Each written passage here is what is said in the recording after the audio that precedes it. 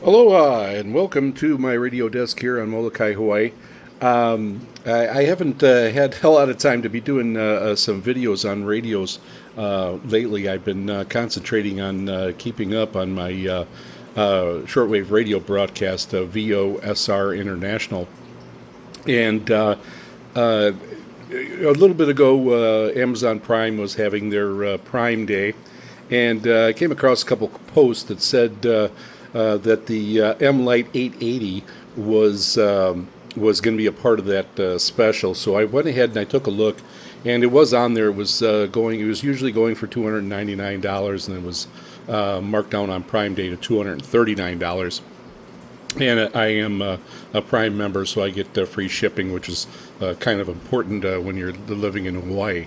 But I also saw another post, and I took a look around and checked out other areas, and I was able to find it on eBay from the vendor, and it was $200 even with shipping and tax and everything. So it was actually a pretty good deal. So I've been I don't own an SDR radio, the software-defined radios. I don't have any of them. I've never had one. I've been, of course, looking at a lot of them, and I know a lot of listeners to VOSR International have written in, and they are listening on SDR radios. So I always knew I wanted to try one, and if you look around on the internet, you're going to find a lot of good information on this radio, and a lot of good reviews, a lot of good statements and comments. So I thought I would give this one a try. I've got a couple other radios that I need to make some more videos on that I haven't been able to. I've been just trying to stay ahead, like I said, with my broadcast of VOSR International. And we are actually going to be going to Oahu next week. My wife is having hip replacement surgery, and so obviously I'm going to be busy all next week, and of course she's going to be going through some rehabbing and things, so I'm going to be kind of busy. So, but I did want to get this unboxing video out, and I wanted to be able to put this on the air on VOSR International, so the listeners can get an idea about this radio and see what it's all about. So I'm going to, it came in, it was actually supposed to, I ordered it, I think it was the first week of July, and it was supposed to not come in until the end of July. And it ended up coming in within a couple weeks from China, so it actually came in pretty quick. So I was pretty happy with that. So definitely, look around if you're going to purchase one of these. You never know. And I've heard that you can go to their website and they have them for $195 there. Of course, there's probably going to be some tax, and I don't know about if that was free shipping or not, but that's definitely worth checking out also. So we're going to go ahead and get into opening this up. I'll go over some of the features, kind of describe it, and we'll be able to take a look at it here. So for all my VOSR International listeners, you're going to be able to go over to our webpage at VOSRinternational.com. I'm going to have a page set up for this radio. I will link future videos to it also, so you can go check it out. So you'll be able to see the unboxing and be able to see a little bit more about this radio after, of course, it airs on shortwave. So here we go. I'm going to go ahead and flip open the box quickly here.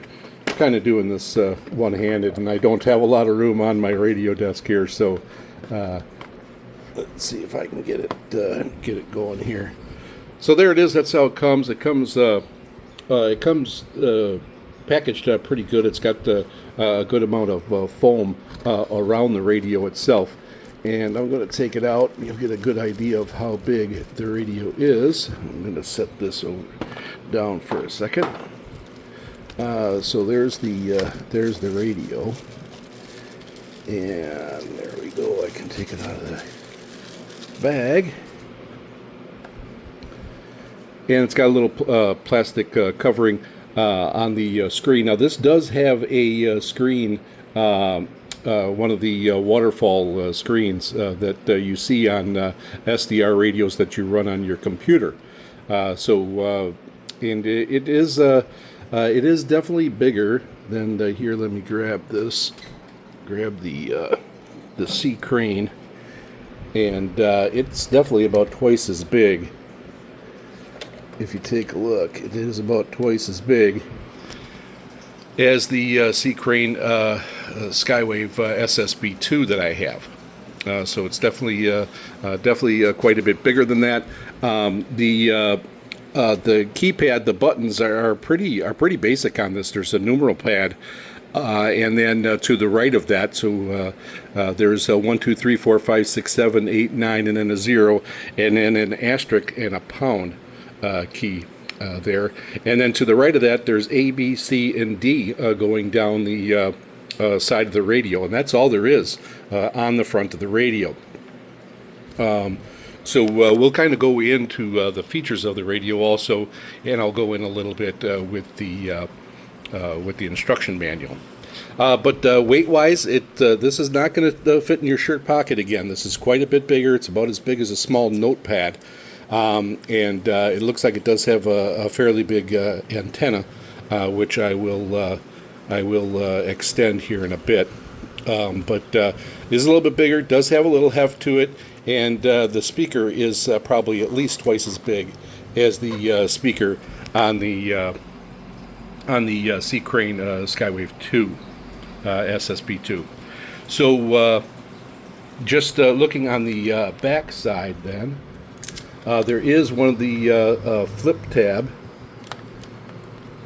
tilt features for the radio, which puts it at a nice angle for viewing, so you can see the screen when you've got it on a desk or a desktop. This definitely is a little bit bigger, and I think might make for a halfway decent desktop model for someone. I'm actually surprised because if you look at looking at the keypad, there is quite a bit more room on the keypad. They could have made it a little bit bigger. I'm sure some of these are going to be multifunction buttons. They probably could have even added a few more, but they could have gave more space between the buttons, and that would have made it a little bit easier for people like myself with fat fingers who can't get in there. Now on the left side of the radio, there is just one jack, and it is a jack for the antenna. That's the only thing on the left side of the radio. On the bottom of the radio, there's nothing. There's a couple little tabs for feet, so it could stand up. On the right side, you're going to notice a headphone jack, and then there is the jack to recharge the battery. It does have a rechargeable battery that comes with it. Again, the only other thing on the back of the radio is the door for the battery, and then the flip tab. On the top of the radio, there is a couple things there. There's the on and off switch, and then it does have a slot for an SD card. The one nice feature about this, from what I read, is that you can go ahead and record right off the radio onto the SD card. So that definitely is a nice feature. Now for the antenna going up, just trying to balance here. It is quite a bit higher than the C crane. It's probably about 2.5 feet, might even be 3. So it does go up fairly high for a telescopic antenna. So that could be a nice feature, and we'll see how it works.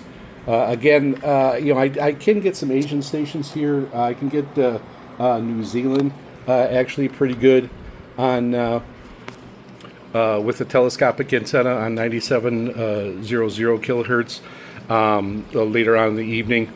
It does work fairly well here. But if you put the little tilt pad up and tilt the radio and have the antenna extended, it doesn't go straight up. It goes slightly to the back, because that's because it hits the back of the radio, and it doesn't come forward anymore. So in general, it's pretty good. It is fairly straight though, so that should work out fine. This radio again Different than some of the other radios that I've reviewed before, because it is a little bit bigger. Does not have a wrist strap, so it's really not meant to be that much of a portable compared to some of the other smaller radios that are on the market. So keep that in mind. This is a little bit more of an introductory desktop model for an SDR. So getting back to the what's included with the radio, in the box, also you have a charging cord that comes with it, and it has actually got some pretty good length to it. A lot of times they get a little bit cheap and don't have very long charging cords with these. This one has a nice size charging cord, and then it also has a jack for the antenna. That comes in this little clear plastic case, so you can gives you different ways of hooking the antenna on. It is a 3.5 millimeter jack, like a headphone jack, that you're going to be able to use. I've pretty much converted all my antennas. I've got the MLA30 Plus, I've got the K180 WLA, and I also have the K480 WLA, and I have them all with this jack, and you can see that's where some of these wires are on my table, on my radio desk here, and it makes it easy to plug back and forth with the in different antennas, so you can check them out with different radios. So it works fairly good. And then also, yeah, I should move this down again, but it also comes with a nice instruction manual. And I'm going to kind of go over the instruction manual a little bit to give you an idea of the features with this radio. Now, one feature that I definitely do know about that a lot of people always talk about is the firmware and the firmware upgrades. They are constantly improving this radio because it is software defined, and they can change it without you changing the hardware. They can change it through the software and give you updates, and you can go ahead and update the firmware and then take advantage of all the upgrades that they made to it. So from what I heard, they've already made some upgrades to this, and everybody's been really happy with the upgrades that have been made. So one thing I did notice while I was moving the radio out of the way is when I put the antenna back down and I put it back behind the radio, it has got a little a slot that it stores in. It doesn't snap in there. It just kind of goes behind it.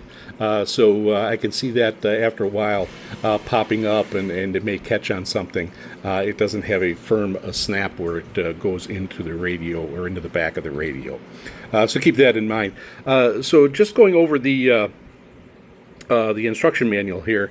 Now this goes over, you got your, it goes over all the features of the radio, and it tells you pretty much what I had gone over already about the jacks and the keypad.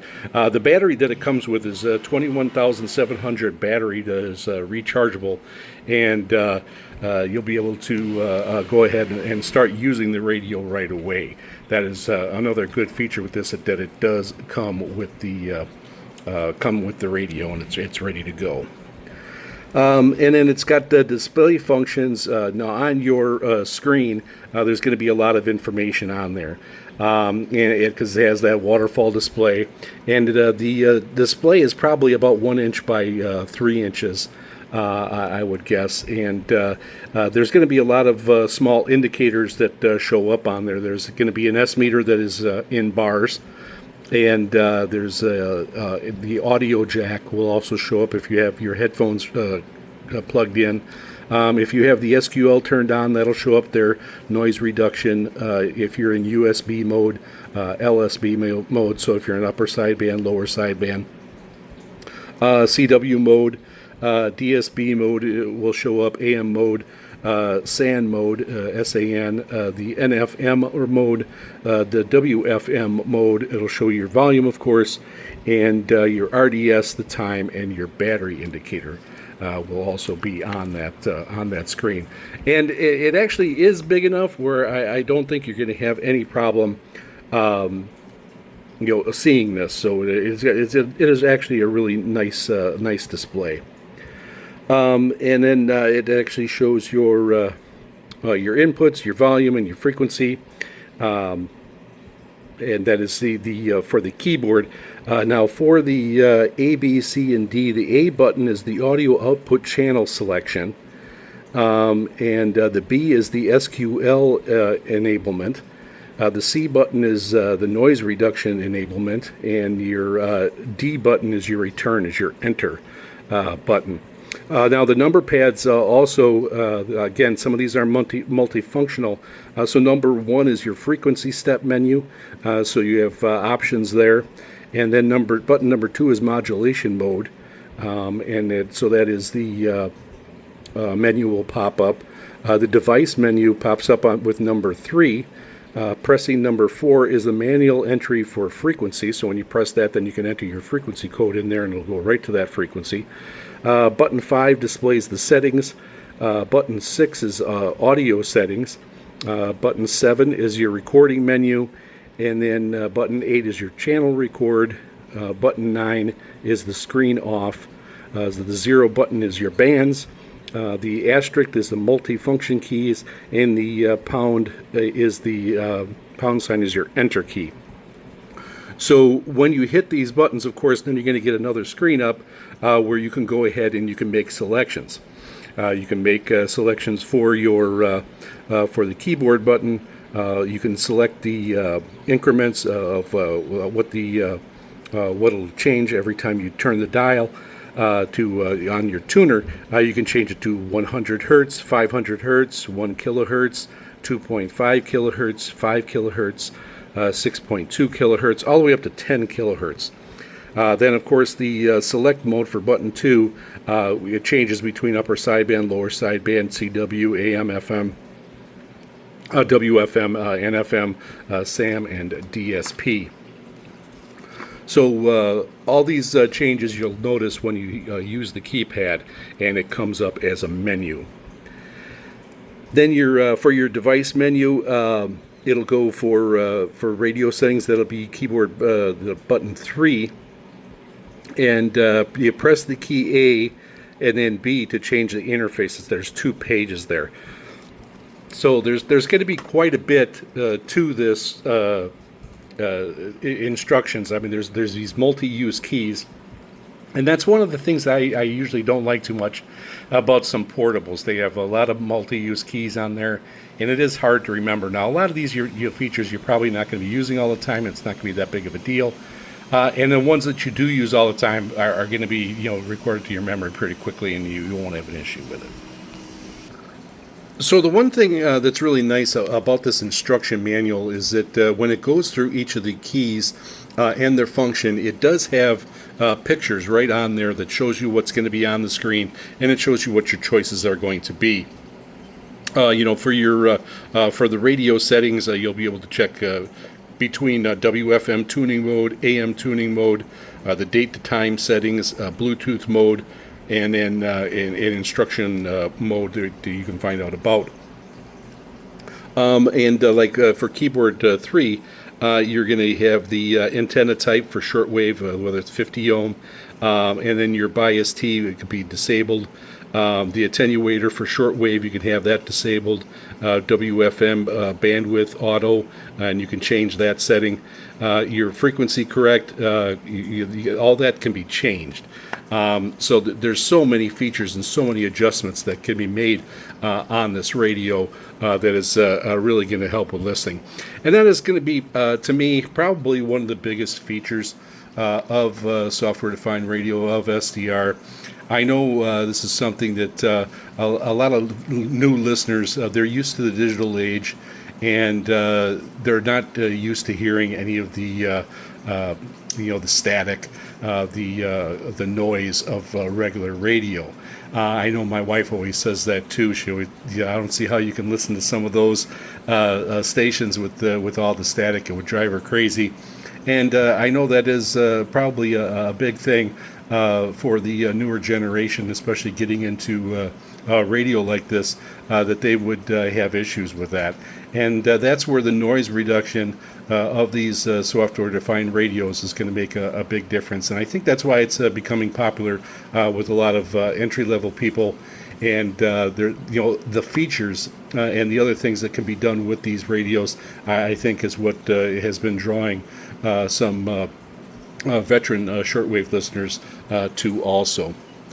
And then also, it's going back to the features here. It's got radio settings where you can choose WFM deep phases and WFM equalizer, WFM MP control. You can enable that. You can just enter your frequency, like I said before, with button 4.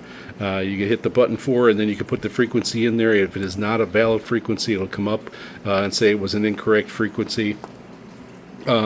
It really just keeps going with the features, and it really is going to help operate this radio. And I think this is a really good instruction manual.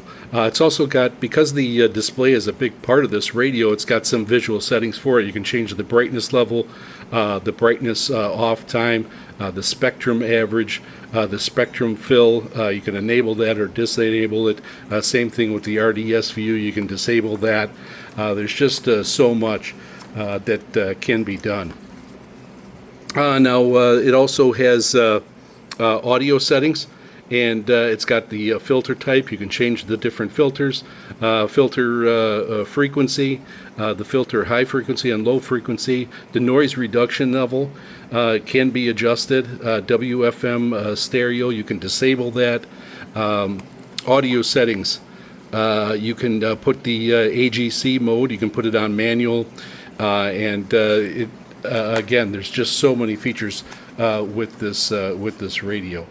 And looking at this, it doesn't have page numbers on it, but I'm going to say there's probably a good 20 pages to this manual, and it does seem to be put together pretty well. So you should be able to start and use this radio pretty quickly. So I'm going to go ahead and I'm going to stop there, because this is basically just a start video for this radio, and I wanted to get this one out there as quick as I could now that I definitely had it, and it's going to be a learning curve for me, that's for sure. Not having a SDR radio at all, so I'm starting out with this one, so we'll see how this one works out. But I will have some more videos coming up. I will have more segments on VOSR International about this radio, and I will go over head-to-head matchups. I'm going to match it up with the C Crane Skywave SSB2 that I have. I will be plugging antennas into each of them, the same antenna, so you can see how it works, and we'll see how the noise reduction works and how much of a big difference this makes. Now, I'm going to try think that this is going to be very similar to my speaker that is a DSP speaker, and that does work pretty good at cutting down some noise. So I think it is definitely going to be along that line. But from what I hear, it's even so much better. So that's going to do it for this segment. And be looking forward to more segments on this radio. Let us know what you think. You can always send us an email to vosrint@yahoo.com. That's vosrint@yahoo.com. Or you can head over to our website at vosrinternational.com, and you can click on the mail icon and contact us that way. Let us know, do you have one of these radios? Are you thinking about it? Do you have an SDR, and is that one of your favorite radios? Or do you not like these type of radios and prefer the old style?